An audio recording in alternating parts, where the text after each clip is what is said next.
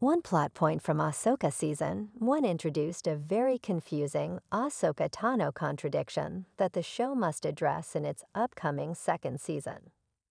Hello everyone, welcome to my channel. Please subscribe and keep watching for more details.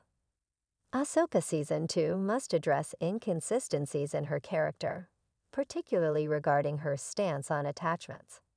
Ahsoka has quickly changed her view on Jedi rules about attachments, which contradicts her previous beliefs. Ahsoka's sudden acceptance of training a Padawan with attachments needs further explanation in Season 2. Ahsoka Season 2 must address one major inconsistency with Ahsoka Tano's character that was introduced in Season 1. Ahsoka proved to be one of Star Wars' best TV shows in its debut season, seemingly confirmed by the show's upcoming second installment. Updates on Ahsoka Season 2 remain ongoing, but the show will no doubt pick up where the Ahsoka Season 1 finale left off, with Ahsoka and her Padawan Sabine Wren trapped on Peridea, while Ezra Bridger and Imperial villain Thrawn return to the main Star Wars galaxy. However, while the show effectively connects to Star Wars movies and TV shows throughout the Star Wars timeline, it also introduces some contradictions. One such contradiction came with the revelation that Ahsoka had taken on Sabine as a Padawan. While some audiences found this update unfavorable because Sabine hadn't previously demonstrated an aptitude with the Force, a much more glaring inconsistency threatens to form a somewhat nonsensical plot if not addressed in Season 2. Rosario Dawson made her debut as the live-action Ahsoka in The Mandalorian and returned in the book of Boba Fett. Both shows are set before Ahsoka and have a very different focus. In each, Ahsoka acts as a type of intermediary between Luke Skywalker and Din Djarin, after Luke takes Grogu to train him as a Jedi in The Mandalorian Season 2 ending. Part of that role, however, includes upholding the archaic Jedi rule against attachments. Throughout the Star Wars prequel trilogy, the Jedi Council makes known their concerns about attachments. In fact, from the moment young Anakin Skywalker arrives on Coruscant, the Jedi are suspicious and withdrawn, worried that Anakin's 9 years with his mother will mean dangerous attachment that could tempt him to the dark side of the Force. While the rule about Jedi not being allowed to form or keep attachments extends beyond and predates Anakin, it became a focus of the Jedi pertaining to him. Perpetuating this rule, despite some of its flaws exhibited throughout the prequels, Luke and Ahsoka come to the mutual understanding that Grogu cannot remain attached to Din Djarin and train as a Jedi at Luke's temple.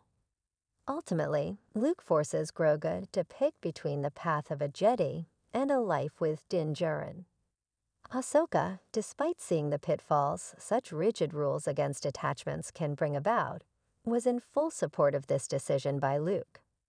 In fact, she had already scared Din Djarin off, not permitting him to see Grogu lest he distract him. Although Ahsoka was dedicated to maintaining this Jedi rule throughout The Mandalorian and the book of Boba Fett, by Ahsoka, she seems to have changed her tune without any explanation.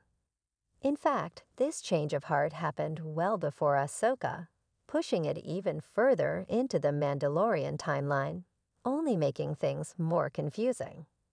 Ahsoka, by taking Sabine Wren on as her Padawan, completely abandoned the resolute reservations about attachments she had so blatantly had in The Mandalorian and the book of Boba Fett.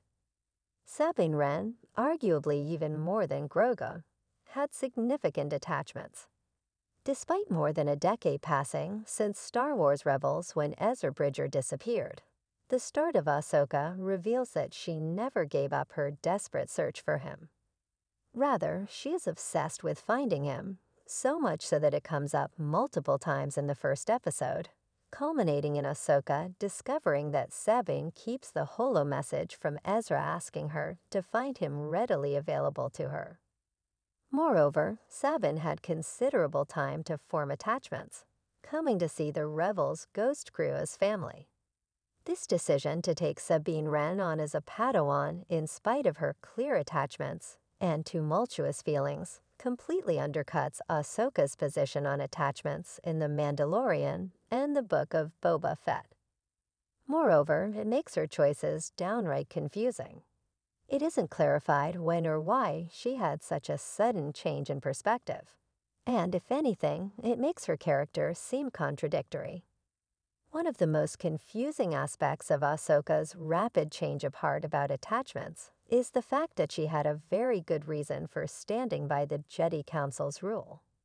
Although the Council was legitimately flawed, casting Anakin off and treating him as a threat rather than welcoming and training him, Anakin did prove their point about how attachments can turn someone to the dark side.